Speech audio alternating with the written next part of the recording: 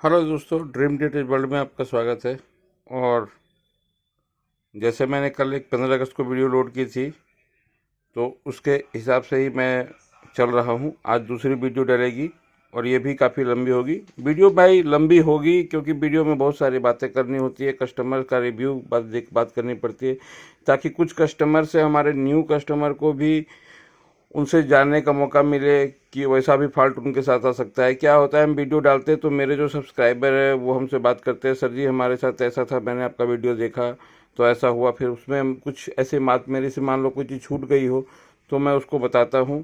तो आप लोग वीडियो ध्यान से देखिए। और नए कस्टमर एक बार फिर से SMP रिपेयर इम्पोर्टेड वाली चाइना वाली के लिए दूसरी वीडियो तैयार है, पार्ट 2। तो देखिए, मैं उसी के बारे में बात करूँगा। तो आपके सामने ये पैसे देखिए, ये है, कल इसी सप्लाई की हमने बात करी थी। तो प्राइमरी सेक्टर का हमने कल डिस्कशन किया था कि प्राइमरी सेक्टर से जो बंद वाले आते हैं उस फॉल्ट को कैसे करें।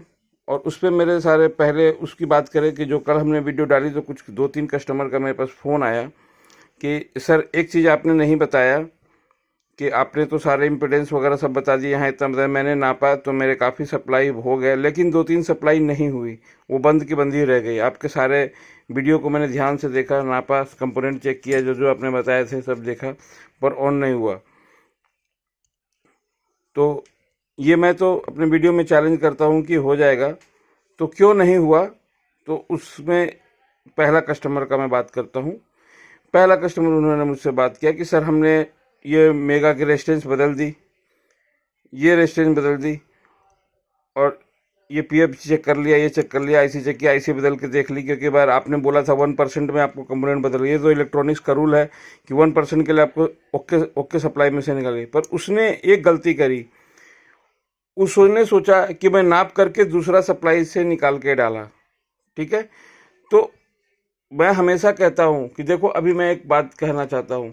देखो मेरे पास एक मतलब है इलेक्ट्रॉनिक्स का काम ही। देखो भाई, मैं जैसे कार्ड भी बनाता हूँ, तो ये कार्ड है, ये कार्ड ऑन था, पर मेरी गलती की वजह से देखो थोड़ा सा इधर ज़्यादा हीट लग गया हॉट गन से, तो काला हो गया। लेकिन ये कार्ड ऑन था और सब कुछ, खाली मैं इसको फ्रेश कर रहा था, मेरे से गलती हो गई। लेकिन मैंने इसको यूज में लिया। कैसे? मैं देखो अभी एक नो सिग्नल का कार्ड बनाया, उसमें ये PF खराब था, ये यूज किया, ये कंडेंसर यूज किया। ये अभी जैसे जैसे जरूरत पड़ रही है इस कार्ड की सामान की, मैं निकालता, रैम जरूरत पड़ा रैम निकाल लिया, अभी मेन IC जरूरत पड़ेगी मेन IC भी निकाल लेंगे, मेमोरी जरूरत पड़ेगी मेमोरी निकाल लेंगे। कहने का मतलब ये है कि उसको ओके कार्ड से निकालना चाहिए था। ओके सप्लाई से मतलब कार्ड नहीं, ओके सप्लाई से ये IC निकालनी चाहिए थी। क्या होता, उसे निकाल के फिर बाद में डाल लेता। और आपको मैं बता दूं कि आप लोग इसकी जगह अगर नहीं हो तो एक कार्ड में बेस लगा लें। पहले जो मेमोरी बेस आती थी ना, DVD के कार्ड में रहते थे, वो बेस लगा लो 8 पिन का, और उसमें IC डाल के चेक कर लो। तो उसको मैंने बताया कि आप करके देखो, उसने किया, बोला हाँ सर ऑन हो गया। वो IC भी खराब थी जब मैंने निकाला। देखो मैं बोला कि, तो उसने बोला सर थैंक यू। मैं बोला ठीक है सर, कोई बात नहीं। अब दूसरा वीडियो, दूसरे कस्टमर की बात करते हैं। उसने भी यही गलती करी थी। उसने ये रेसिस्टेंस सोचा कि ये तो खराब है, ये सप्लाई टूटी हुई है और इसकी निकाल के लगा लेता। उसकी निकाल के लगाया, वो संजोग बस क्या होता है, जैसे टूटी है तो वो कब नहीं आई है, कितने दिन चली, क्या चली, हो सकता है कि टूटा है और वही चीज़ खराब हो, मतलब कुछ भी हो सकता है। तो आपको नहीं लगानी चाहिए। वैसे मैंने आपको बोला है कि हमारे पास सारे कंपोनेंट मौजूद हैं, आप चाहे तो हमसे मंगा सकते हैं। तो उसको मैं बोला कि अब क्या करोगे तुम भी। एक मैं उसको बोला कि पिछले जो कस्टमर का फ़ोन था उसके वजह से गलती की थी, आप एक चालू सप्लाई में से रेसिस्टेंस निकाल के डालो। तो डाला तो ऑन हो गया और उसमें आ गया 9 एम्पियर का फॉल्ट। तो मैं बोला ये रेसिस्टेंस भी चेंज कर दो। तो उन्होंने बोला सर सप्लाई बन गया, एम्पियर भी आ गया। तो दूसरा भी होगा। और तीसरा जो कस्टमर था, उसका भी एक बहुत ही लाजवाब फॉल्ट था। उसने कहा कि सर आपने बताया था कि ऐसे 1200 बताना चाहिए, 1200 बताया, और मैं जब उसमें वोल्टेज नाप दिया तो ये 5 वोल्ट जो है वो 3.5 वोल्ट बन रही थी और 3 वोल्ट वाला 1.5 वोल्ट बन रही थी। तो मैं सोचा सेकेंडरी का फॉल्ट होगा, तो मैंने आगे के सब डायोड बदल दिए और वो वैसे का वैसे ही रह गया। भाई मैंने आपको पहले बताया था कि मैं प्राइमरी का फॉल्ट, जब वो सप्लाई ज़्यादा ऑन, जब वो सप्लाई ऑन हो गई थी, वोल्टेज कम बनना था, तो मेरी दूसरी वीडियो का इंतजार करते अगर आप कम जानते हो। क्योंकि आप ये मेरे से पूछते, तो उन्होंने पूछा तो उन्होंने पूरी बदल दिया। मैं बोला इतना करने का ही नहीं था। मैंने बोला आपने इसको बदला और उतना बता रहा था, ठीक है। आपने इसको बदल के देखा तो नहीं। मैं बोला आपको ओके में से निकाल के लगाना चाहिए था, तो उसने भी एक नया कंडेंसर लगाया। मेरा जरूरी नहीं 47 लगाओ, अब नया कंडेंसर 10-400 भी है तो लगा लो, 400 वोल्ट से ऊपर होना चाहिए, लगा दिया। लगाया तो उसमें वोल्टेज नहीं बना, तो उसने बोला कि, मैंने बोला सेकेंडरी साइड में कोई प्रॉब्लम होगी। तो मैंने उससे बोला कि आप दूसरा वीडियो में मैंने उससे बताया कि मेरी एक पहले भी वीडियो डली हुई थी लोड और अनलोड की बात में मेरे एसएमपीएस के। खैर छोड़ो, मैं अभी बता देता हूँ आपको। मैंने बोला आप इसको लोड में चेक किए बिना लोड में? बोला नहीं, बिना लोड में। मैंने बोला यही तो गलती करी, आप लोड लगाते, लोड बिना लोड में चेक किए, ठीक है। लोड में, लोड मतलब कहने का मतलब कोई भी कार्ड लगा लो, नो कार्ड, कोई भी कार्ड में लगा के देखा तो बिल्कुल 0 वोल्टेज बन रही है, 5 वोल्ट वाली एक वोल्ट रही।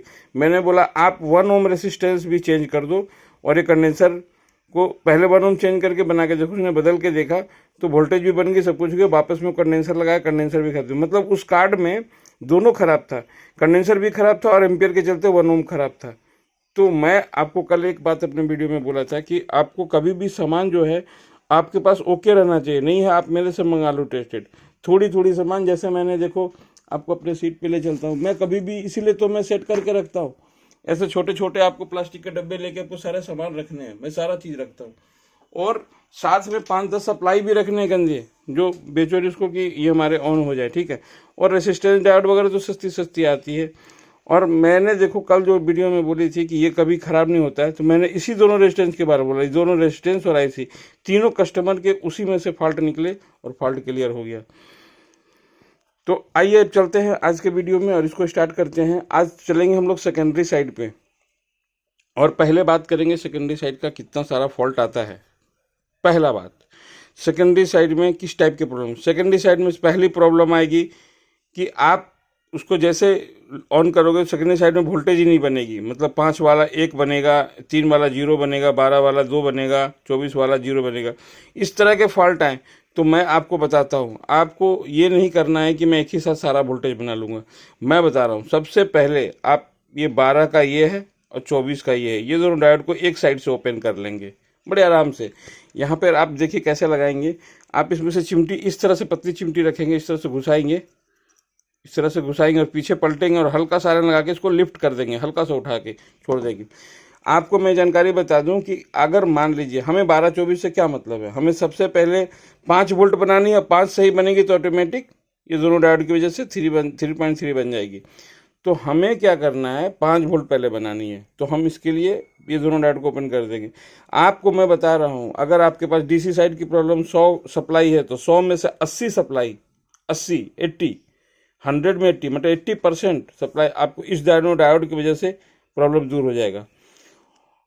एक तो क्लियर। दूसरा, कभी भी यहाँ पे ये उसकी जो तार लगी रहती है उसे भरोसा नहीं करना, आपको हमेशा सॉकेट लगाना है और तार लगाना है नया, क्योंकि इससे भी वोल्टेज ड्रॉप होता है। मान लो इसकी कोई ग्राउंड कट गई, आप वोल्टेज नाप रहे हैं तो आपको पता ही नहीं चलेगा। इसलिए आप पहले ही, मैं तो जितनी सप्लाई बनानी होती है मैंने पहले पीसीबी देखा और सीधा उसका पहले सॉकेट लगा लिया। ज़्यादा महंगा नहीं है, मान लो तार तो हमारा ऐसे निकल जाएगा। मान लो अगर ख़राब भी हुआ तो ये कितने पैसे का, 50 पैसे, 25 पैसे, 30 पैसे का, इसको कोई टेंशन नहीं है, आप 10 बार भी लगा सकते हो, ये ठीक है। दूसरे बात, कभी भी इम्पोर्टेड में मैं देखा हूँ, आप बताता हूँ, ज़्यादातर फुला हुआ कंडेंसर 5 वोल्ट पे ही मिलेगा, बाकी 12-24 पे नहीं मिलेगा। इसका अगर फटा बुला मिलेगा, समझो कि दोनों डायोड शॉर्ट है, बिल्कुल फटा है, मतलब हाई वोल्टेज है, नहीं फिर पूरा ही डैमेज होगा। तरीके से बताना है वो भी मैं बताऊँगा। अभी आप नॉर्मल फॉल्ट पे बताते, मैंने फॉल्ट नंबर 1 बताया कि दोनों शॉर्ट मिलेगी तो हमने इस डायोड को ओपन करके बनाना है और 1 बाय 1 लगाना। और देखो मैं बता रहा हूँ, अगर इस दोनों डायोड में से कोई भी एक शॉर्ट निकले तो आपको दोनों बदलना है। पूछो क्यों दोनों बदलना है? दोनों इसलिए बदलना है कि जब एक डायोड उसमें ख़राब होता है तो 12 और 24 की बाइंडिंग एक जगह से निकाली हुई है, तो दूसरा डायोड का भी वैल्यू शिफ्ट हो जाता है। तो मैं क्या करता हूँ, अगर 12 भी शॉर्ट निकला तो भी 24 बदलता हूँ और 24 शॉर्ट निकला तो ही 12 बदलता हूँ। और इसमें 2-3 तरह के मिलेंगे आपको। पहला, सिर्फ ये उड़ा रहेगा और ये नहीं उड़ा रहेगा, लेकिन तब भी मैंने दोनों बदलना है। और कई बार ये सिंगल कभी उड़ा नहीं मिला, अगर सिंगल ये उड़ा मिला है तो भी ये बदलना है। मतलब तीनों के कंडीशन जो बनना है तीनों में बदलने हैं। और कंडेंसर को खाली देख लेना है, फूला हुआ है तो आपको बदल देना है, यहाँ पे फूला रहेगा तो बदल देना है, ठीक है जी।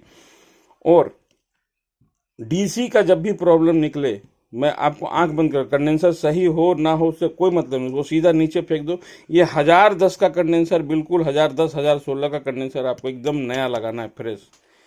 इसमें कोई कंजूसी नहीं चलेगी। अगर आपने कंजूसी किया तो आपका बना हुआ सप्लाई जा करके भी पार्टी के पास से बोलेगा, कुछ देर के बाद कच कच करता है, ये करता है, वो करता है, डीसी की प्रॉब्लम आएगी आएगी, इसलिए आपको ये बदल देना है। ठीक है, ये हुआ तीसरा फॉल्ट। अब चौथा फॉल्ट आइए, मान लीजिए आपने दोनों ये डायोड को खोल दिया और 5 वोल्ट तब भी नहीं बना, तो आपको कुछ नहीं करना है, आपको सिर्फ एक काम करना है, ये दोनों रेसिस्टेंस का पहले ड्राई देख लेना है, क्योंकि चाइना की सोल्डर थोड़ी हल्की होती है। आपने यहाँ पे टचअप मारोगे तो यहाँ पे सारा देख लो, और ज़्यादातर इसमें टूटा हुआ जो मिलेगा, ये ट्रांजिस्टर का बीच वाला टांग टूटा हुआ मिलेगा, या प्रिंट यहाँ सब देख लेना बढ़िया से, प्रिंट शॉर्ट है कि नहीं, और ऑटो कपलर। और आपको ऑटो कपलर और ट्रांजिस्टर हमेशा नया लगा के, या अपना जिस पीस से चेक किए हो, जैसे मैं खोल के रखता हूँ, देखो ऐसे, जो सप्लाई की टूटी गंदी निकल जाती है तो ये ऑन रहता है, तो मैं इसे निकाल के एक करके ये ऐसे एक दिन में नहीं जमा हुआ है भाई, जो कोई सोच रहा होगा इतना ज़्यादा एक दिन में बैठ के खोल लिया, ऐसा नहीं है। ये जब भी निकलता रहता सप्लाई फेंकता रहता हूँ, जब भी जो टूटी फूटी सप्लाई फेंकता रहता तो उसकी जमा होकर निकलती है। ठीक है, तो हमारा वो ओके है। जितने भी इसमें सामान लगे रखे हुए हैं, चाहे सेकेंड हैंड हो चाहे नहीं, सब टेस्टेड और ओके रखा रहता है जी। ठीक है, और देखो इसको और इसको बदलने से ट्रांजिस्टर का रेगुलेशन, आप पूछो एक ही क्यों नहीं बदलता हूँ, ना जितना देर में हम नापेंगे 1 रुपये से बदलता तो हमारा टाइम वेस्ट हो जाएगा, इसलिए हम पूरा पेयर ही बदल देते हैं। क्यों? क्योंकि ये इसको कंट्रोल करता है, ये इसकी फीडबैक इसको निकल के आईसी को गई, तो क्यों ना हम दोनों जो पेयर में चल रहा है पेयर को ही चेंज कर दे। तो मैं सीधा एक पेयर लगा देता हूँ और सीधा देखता हूँ कंट्रोल हुआ कि नहीं। अगर ये नहीं कंट्रोल हुआ तो सीधा फिर आपको मैंने बताया है इसका रिलेशन इसे, अगर ओम यहाँ पर है बिल्कुल, मैं बता रहा हूँ 99% आपका कंट्रोल हो जाएगा, मतलब ही नहीं है कि नहीं कंट्रोल होगा। और ये रेजिस्टेंस भाई कभी खराब नहीं निकलता, पहले बोल देता हूँ, जला भी नहीं मिलता है, हीट भी नहीं होता, किसी भी रेगुलेशन के लगाए हुए, इसलिए इसमें टाइम वेस्ट करने का जरूरत नहीं है। खाली वहाँ पे प्रिंट टूटी है, सोल्डर ड्राई है, वो देख लिया करो। ये और वाइसिंग बनी कितनी से, 220 ओम, 10 के, 9.1 के। ठीक है जी, 10 के इधर होता है, 9.1 के इधर होता है, तो ये इतनी बनी थी। 10 के 9.1 के जगह भी 10 के लगा सकते हो, ये इतना लगा रहेगा। ठीक है जी, और सबसे मेजर, कभी भी ये कॉयल हाई वोल्टेज उधर रेगुलेशन फेल हो जाए तो ये हाई कॉयल है, कॉयल ये जो है ना बहुत ज़्यादा इसकी प्रिंट, देखो मैं सब में इस तरह से क्या करता हूँ, मैं आपको बता देता हूँ। आपको लेनी है इस तरह की अपने पास, जैसे वो मोबाइल वाले कल जो मैंने चाकू दिखाई थी आपको, मैं एक बार फिर दिखा देता हूँ आपको। या देखो ये चाकू, इससे भी तेज धार है, इससे इतनी बड़ी चाकू से, इससे तेज नोकू से यहाँ से खुरच करके किसी भी एक साइड, जिधर साइड जोड़े और शोल्डर रेया लगा के एकदम बिल्कुल जोड़ देना है, चाहे वो जूती हो तब भी। क्योंकि ये अगर ओपन हुआ तो सीधे वोल्टेज पता कितना बनेगा, 5 वाला सीधे बनेगा 7-8, और 3 वाला बनेगा सीधे 5-6, और 12 वाला 24 बनेगा, और ये 35 वोल्ट बनेगा। कंडेंसर फटेगा, ज़्यादा देर तक चिमटी रोक ली तो 100% कंडेंसर ब्लास्ट कर जाएगा। ठीक है, और एम्पियर भी भागेगा। और अभी मैं आपको सबसे पहले क्या है, बहुत कस्टमर लोग पूछे थे कि इसकी वोल्टेज भी बता देना। चलो मैं पहले ये तो क्लियर हो गया भाई। रेगुलर सप्लाई में मतलब जो बेसिक जो है यही 5 फॉल्ट आएंगे। आउटपुट कम बनेगा, कोई एक नहीं बनेगा, शॉर्टिंग वाला निकाल लोगे सारा बना लोगे। और भाई कभी भी चेक करना तो एक तरह के फॉल्ट को डब्बे सप्लाई करो तो एक जैसा रखो, और एक एक करके बना रहे हो तो फिर तो भी ठीक है। वो डायोड बदल के शॉर्टिंग, डायोड को चेक नहीं करना, सीधा ओपन कर देना है, ओपन करके और सीधा बनाना है। 5 वोल्ट 3 वोल्ट बन जाएगा तभी, और 12-24 में एक एक डायोड लगाना है। ठीक है, और ये बन जाएगा। कंडेंसर को, ये कंडेंसर हमेशा बदला जाएगा, सॉकेट नहीं लगाएगा, तार लगेगा, डीसी साइज, ये पूरा कंप्लीट है। जहाँ वोल्टेज कंट्रोल नहीं होगा सीधा ऑटो कपलर ट्रांजिस्टर लगेगा, बाकी यहाँ आपको ड्राई देख रही है। इसके अलावा कुछ नहीं निकलेगा। बाइंडिंग सिंपल सीधा है, ये वाले ऑडियो के लिए इसका कोई यूज नहीं होता, आप कोई ऑडियो वाला नहीं बनाता। ये 24 वोल्ट की है, ये 12 वोल्ट की है, ये ग्राउंड है, और ये 5 वोल्ट है। 5 वोल्ट यहाँ निकल गई, यहाँ से कॉयल लगी, कॉयल से निकल के सीधा यहाँ पे गई, पहला डायोड लगा 5399, फिर दूसरा 5399 निकला और सीधा यहाँ पे गया। ठीक है, 3 वोल्ट। और जो कंडेंसर इस टाइप से लगा हुआ है ये 12 वोल्ट का होता है, जो खड़ा लगा हुआ है 24 वोल्ट का होता है। यहाँ पर आपको 220-35 लगेगा, यहाँ 220-25 लगेगा। और ये वाला ऑडियो के लिए यहाँ भी 220-25 लगेगा। और क्योंकि यहाँ पे 15 वोल्ट आती है, 12 वोल्ट में भी 15, इसके 17 के भी आती है, 15 इसके 25 चल जाएगा। और यहाँ पर आती है 25, 26, 27 वोल्ट, इसलिए यहाँ पे 35 वोल्ट का लगाते हैं। ठीक है, और यहाँ पे आती है 3.5 वोल्ट बनती है, इसलिए यहाँ पे हमने 1010 का यूज किया है। 1016 भी यूज कर सकते हो, कई लोग 16 भी लगाते हैं, जैसा मिल जाए आपको लगा सकते हो। 10 से कम नहीं लगेगा उसे आप लगाना, ज़्यादा ऊँचा भी नहीं लगाना। ठीक है जी, और इस तरह से आप सेकेंडरी का भी फॉल्ट आप आराम से बना सकते हो। और आइए अब चलते हैं इसकी वोल्टेज में। तो उस वोल्टेज में भी आज मैं आपको एक चीज़ बताना चाहूँगा, और आप देखिए क्या बताना चाह रहा हूँ। सबसे पहले बोले थे लोग सर में वोल्टेज गए, पहले आइए मीटर की तरफ चलते हैं। देखिए ये हमारा मीटर है, ये देखो ज़्यादा कुछ लंबा मीटर नहीं है, देखो मैंने ऊपर लिख रखी है 3 वोल्ट 12 वोल्ट ये बनी हुई है, 5 वोल्ट हमारे यहाँ बनेगा, 3.3 यहाँ बनेगा, और 12-24 उस तरह से बनेगा, मैंने लिख दिया है वो काट के ऊपर के हिसाब से। तो अब आपको क्या कर रहे हैं, ये क्या लगा हुआ है एम्पियर मीटर सीरीज के लिए, ये तीनों पीस एम्पियर मीटर के लिए। तो अब आपको मैं बताता हूँ, ये हो गया मीटर का, यहाँ से 6 तार निकाल के देखो मैं अपने सीट पे इस तरह से लाकर यहाँ बनाया हुआ हूँ जुगाड़, और आपको मैं चेक करके बताता हूँ कि क्या है। देखो यहाँ पर ये जो है इसमें लोड लगी हुई है, ये हम ऐसे सप्लाई को यहाँ पे लगाएंगे, और ये ऐसा क्यों बनाया है, ये हमारा समझो कार्ड के इक्विवेलेंट लोड है, कार्ड के बराबर लोड है। आप इसके जगह जरूरी नहीं कीजिएगा, आपके पास कोई कार्ड है तो आप यहाँ कार्ड भी लगा सकते हो, और मैं आपको लगा के अभी दिखाऊंगा भी क्या होता है, वो आप देखो थोड़ा सा तो आपको क्लियर हो जाएगा। और सबसे पहले आइए इसकी वोल्टेज देखते हैं। देखिए मैं क्या करता हूँ, यहाँ से पहले लोड निकाल देता हूँ, तो क्या हो जाएगा, अनलोड वोल्टेज आएगा। ठीक है, ये तार हमने निकाल दिया, अभी कोई लोड नहीं, अभी क्या सीधा ये चलेगा। तो मैं थोड़ा सा इधर सोल्डर सामान खाली कर लूँ। हाँ, अब ये देखिए मैंने यहाँ पे इस चिमटी से इस तरह से ये सीरीज लाइन दिया, ये देखिए अभी क्या है, पहले ये अच्छी तरह से देखो। 5 वाला है, मैंने बोला था 4.3 तक बनेगा, 4.3 4.4 है, 14.5 है, 20.1 है, ये ही इसकी ओरिजिनल वोल्टेज है।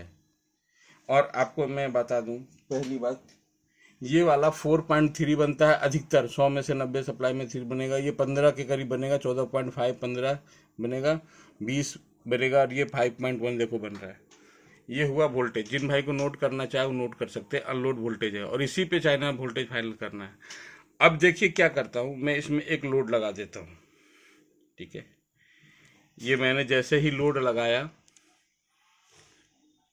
और इस लोड के बारे में भी बात करेंगे, पहले देख लीजिए वोल्टेज कितना बना। और एक चीज़ मैं बताना भूल गया, पहले वो देख लो, ये अनलोड वोल्टेज देखो बन रही है, और एम्पियर का कांटा क्या है 0, मिली एम्पियर का, मिली एम्पियर है, ध्यान रखना, एम्पियर नहीं, कोई भाई गलती नहीं करे, मिली एम्पियर का मीटर अलग मिलता है, मंगाना पड़ेगा, जिनको भाई को मंगाना मेरे से मंगा सकते हैं, ज़्यादा महंगा नहीं है, 100 रुपये का ये। ठीक है, यहाँ पर से ये 100 है, तो हमने एक, आप जितनी भी सप्लाई बनाएंगे चाइना इंपोर्ट सब में, तो आपको इसकी लोड पता होनी चाहिए। देखिए ये अभी अनलोड में वोल्टेज दे रहा है तो वो कांटा नहीं उठेगा। अब जैसे हमने लोड लगाया तो हमने ये एजम्पशन कर रखा है कि जितना भी नया सप्लाई बनता है ना, आपको थोड़ा नज़दीक से दिखाता हूँ, ये कांटा कहाँ पे है, पहले ध्यान से देखो, बहुत ध्यान से देखो, 70 1 पॉइंट कम है ना, 80 पे 1 पॉइंट एकदम ठीक बराबर में खड़ा है।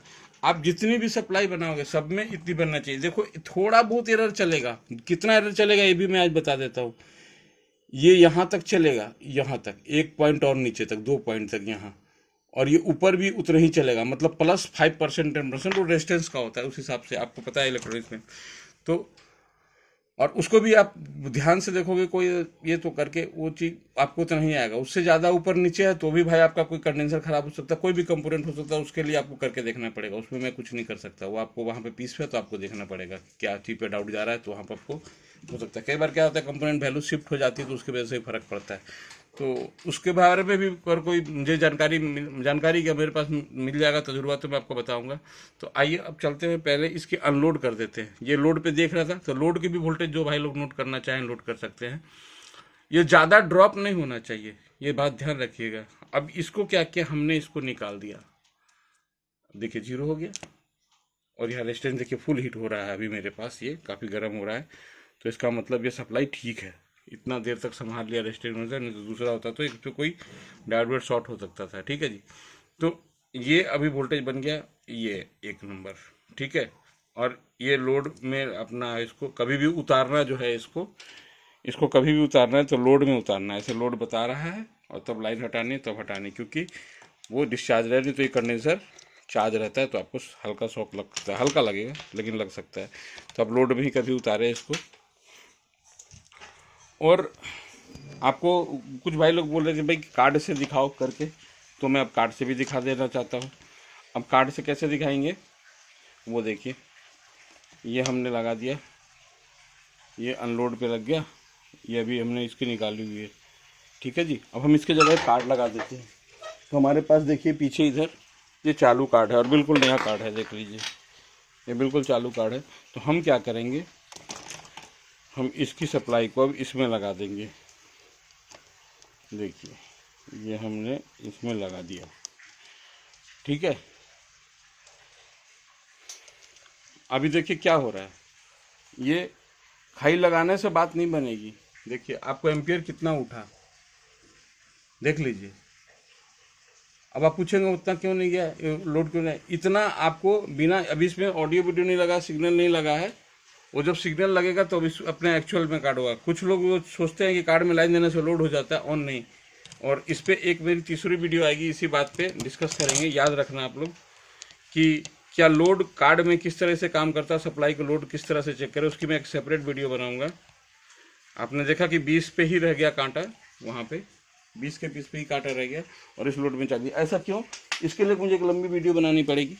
और क्यों बनानी पड़ेगी, क्योंकि मैं आइए बात करता हूँ। क्योंकि देखिए जब ये सप्लाई बनी है तो ये कितना एम्पियर, जरूरी थोड़े है कि सप्लाई से आप कार्ड चला सकते हैं। इससे 5 वोल्ट से आप एलईडी भी चला सकते हैं, इससे 5 वोल्ट से आप दूसरा भी काम कर सकते हैं। तो मेरा समझाने का मतलब ये है कि सप्लाई का काम होता है अपना ताकत और वोल्टेज एम्पियर के साथ देना, कितनी एम्पियर तक वो बर्दाश्त कर सकता है और वो उसी चीज़ पे चलेगी।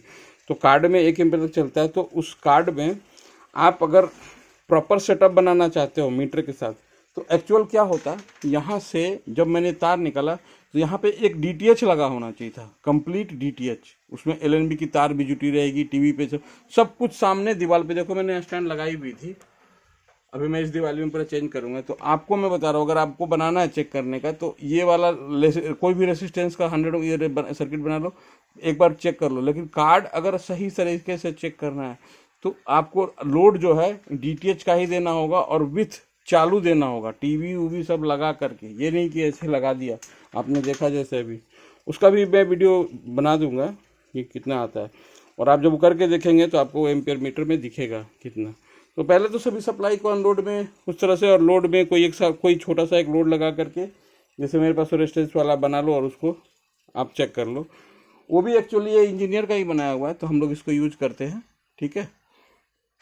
जिसको चाहिए वो मिल जाएगा। ये तो ये चीज़ हुआ, इसके फॉल्ट के लिए बना दिए, और उससे आपको सारा क्लियर हो जाएगा, ठीक है। अब दूसरा एक सबसे बड़ी चीज़ है, दूसरा जो सबसे बड़ी चीज़ है कि क्या सर इसमें कोई भी ऐसा फॉल्ट हो सकता है जो हमारे सब कुछ बदलने के बावजूद भी सिग्नल कचकच कर रहा है, क्योंकि ये बहुत लोग का क्वेश्चन होता है। तो मैं आपको क्लियर कर दूं कि ऐसा हो ही नहीं सकता। अगर आप मेरे बात पे यकीन करते हो, मैंने बता रहा हूँ, जितने भी अगर आपने कार्ड के साथ लगा के एम्पियर चेक कर लिया वहाँ पे, तो इसीलिए मैं बोल रहा हूँ कि आप जो बनाना, कार्ड को पहले तो बना करके एक लोड से वैसे चेक कर लो, लेकिन दोबारा कार्ड तभी ओके मानी जाएगी, सप्लाई कभी ओके मानी जाएगी जब वो सेटअप बॉक्स की तरह चलेगा। सेटअप बॉक्स की तरह चलने का क्या मतलब है कि आपको प्रॉपर उसी तरह से बनाना। एक सेटअप बॉक्स लो, उसको खोल दो, उसमें लगा दो और एक मीटर लगा लो, देख लो इतना एम्पियर खा के चल रहा है कि नहीं। अगर उतना एम्पियर खा के चल रहा है तो ठीक है, उससे ज़्यादा खा रहा है या कम खा रहा है तो गड़बड़ है कुछ ना कुछ में।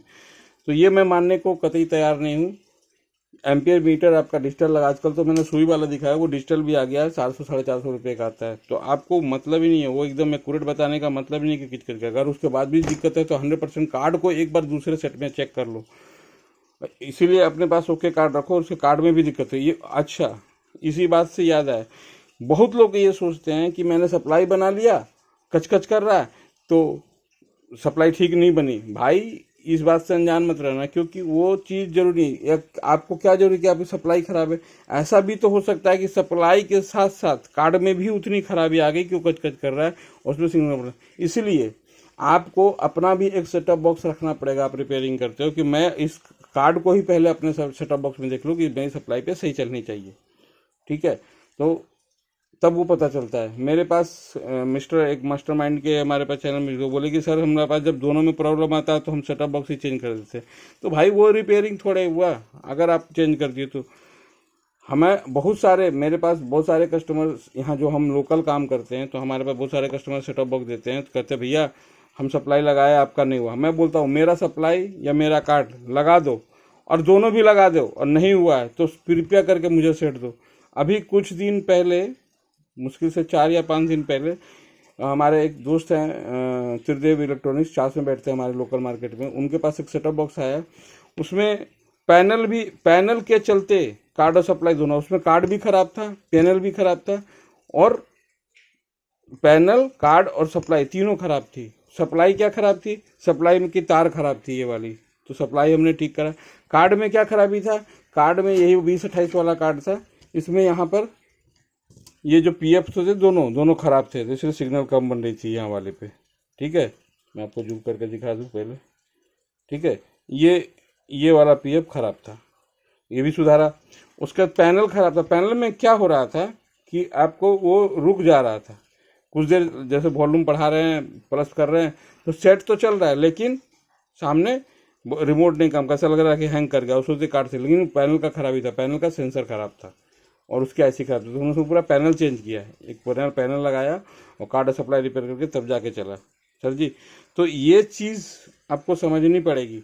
आप फिर बोलोगे कि हमें ऐसा, तो भाई ये छोटा जो चीज़ है इसको समझने की कोशिश कीजिए। और मैं जितना भी चीज़ मैं बोला अपने वीडियो में, ये बात सारी चीज़ आप शेयर करते हैं, कहीं ना कहीं से आप देखें।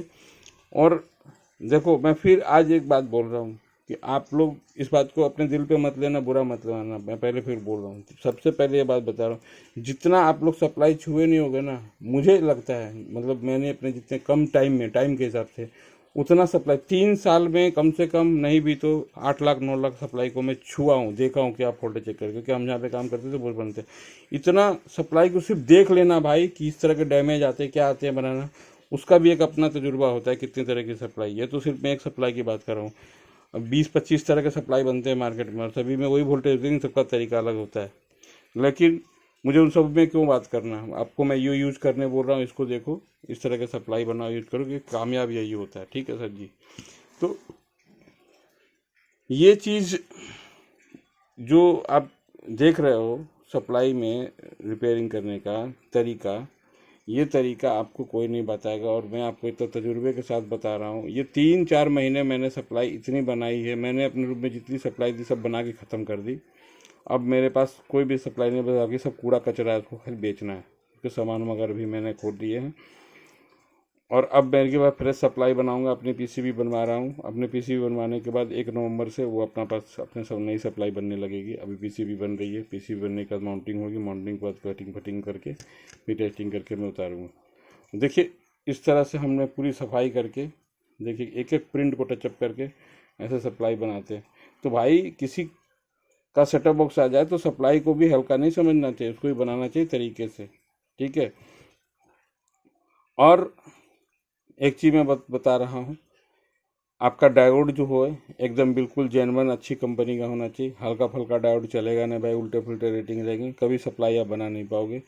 इसलिए कभी भी ब्रांडेड कंपनी के ही डायोड वगैरह खरीदना। रेडकॉम हो गया, उसके बाद MIC तो आजकल कॉपी आ रही है, मत लेना।